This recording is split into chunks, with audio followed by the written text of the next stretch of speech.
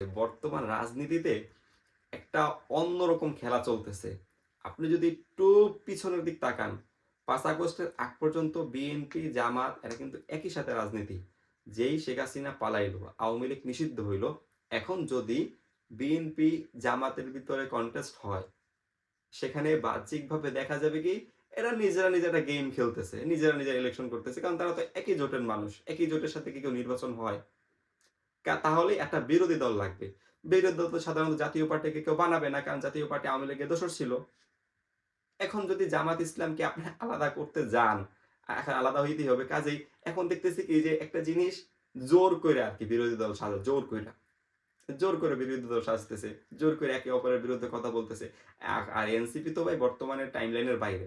NCP তো ভাই ৫ আগস্টের জুলাই অভ্যুত্থান করে নাই। বৈষম্য বিরোধী ছাত্র আন্দোলন করছে। ছাত্র আন্দোলন এই অভ্যুত্থান করছে। সেখানে ওই বৈষম্য বিরোধী ছাত্র আন্দোলনের ব্যানারে বিভিন্ন ধরনের নেতারা আসছে বা বিভিন্ন দলের সংগঠনের মানুষজন বৈষম্য বিরোধী আন্দোলন করছে, শেখ হাসিনাকে হটাইছে।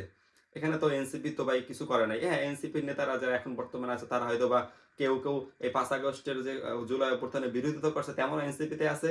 ৫ আগস্টের সামনে থেকে নেতৃত্ব দিছে। সেই সেই নেতারাও কিন্তু এনসিপিতে আছে। তো এখানে ভাই এনসিপি ৫ আগস্টের ব্যাপারে এখানে অপ্রাসঙ্গিক। এরপরে বলছি যদি রাজনৈতিক ব্যাপারে আরো অপ্রাসঙ্গিক। কারণ এরা এনসিপি যারা করে তারা অধিকাংশ মানে আপনি যদি ১০০ জন এনসিপির যারা সদস্য আপনি খোঁজেন, এই ভিতরে দেখবেন ৯০ টা শিবির করে। কারণ ভাই শিবির গুপ্ত ছিল।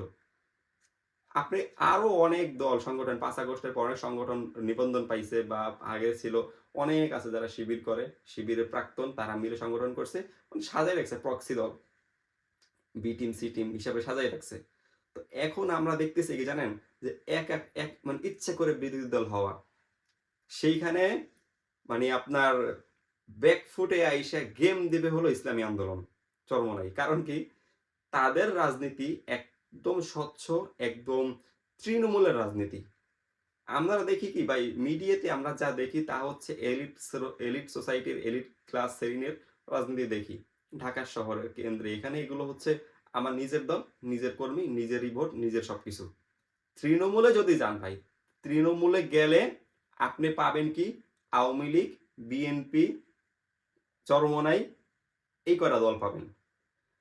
জামাত আসছে কোথায় ভাই? জামাতের অধিকাংশ লোক আগে বিএনপি করতো, এখনো বিএনপি সাপোর্ট করে। সেখান থেকে যারা একটু ইসলামিক মাইন্ডসেট ধারণ করছে, যাদেরকে জামাত কনভিন্স করতে পারছে ইসলামিক দল হিসেবে, তারা অনেকে বিএনপি বা বিএনপি থেকে জামাতে আসছে। এরা জামাত করে। ইসলামী আন্দোলনের নেতারা একদম র ভোটার বা নেতা বা কর্মী যেটাকে বলি। যারা ইসলামী আন্দোলনে হাত পাখে একবার ভোট দিচ্ছে তারা জীবন অন্য কোথাও ভোট দেবেন এতটুকু আমি তৃণমূলে গিয়ে বুঝতে পারছি।